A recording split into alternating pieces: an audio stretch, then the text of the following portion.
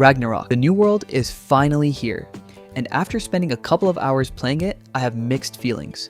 Some things genuinely surprised me, while others made me miss the old Ragnarok we all grew up with.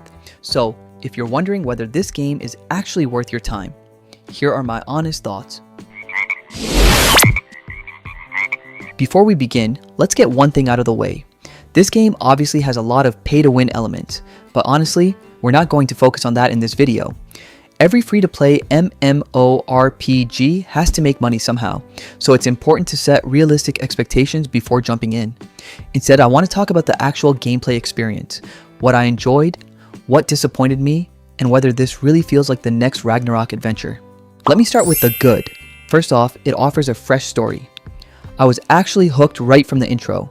The world feels lively and festive, and while the voice acting sounds a bit childish for my taste, it's clear the developers designed the game to appeal to a newer generation of players. After around 2 hours of gameplay, I only recognized one familiar character, Senya. But the story itself is quite different from the other Ragnarok games, which honestly makes it feel like a brand new adventure rather than another retelling. If you're someone who enjoys diving into the lore, I think you'll appreciate what this game has to offer. Next is the graphics. Visually, it feels like a mix between Ragnarok Origin and ROMC, but with even more modern features. The game is capped at 45 FPS, which is a bit disappointing, but honestly, it still looks good and runs smoothly enough on most modern smartphones. Third is the world itself. The game gives you a huge world to explore, and I genuinely enjoyed that part. There are treasure chests scattered throughout the maps, rewarding players who like to wander around instead of just rushing through quests. You can even climb onto rooftops using a jump or lope button. I'm not exactly sure what you're supposed to do up there, but it's a nice little touch that makes exploration feel more interactive.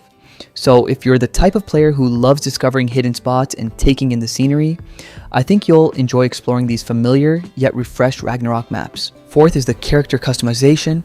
One thing I really liked is the amount of customization.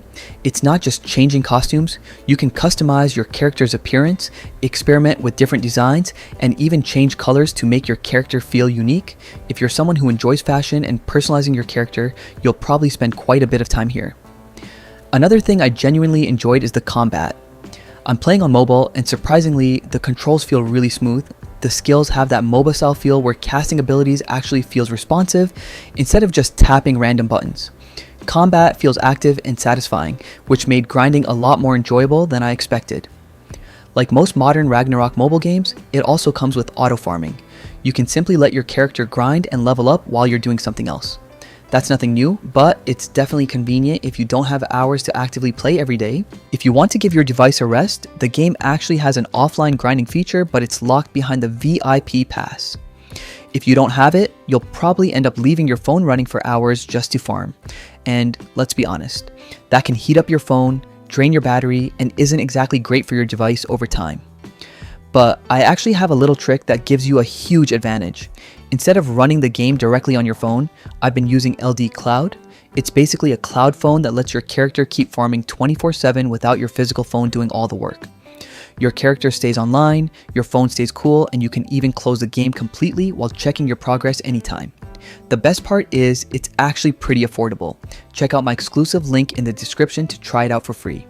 But wait, there's more! They are also giving away free credits that you can use for their VIP service once you use my link. Check the description for more details. Now let's talk about the things I didn't really enjoy personally.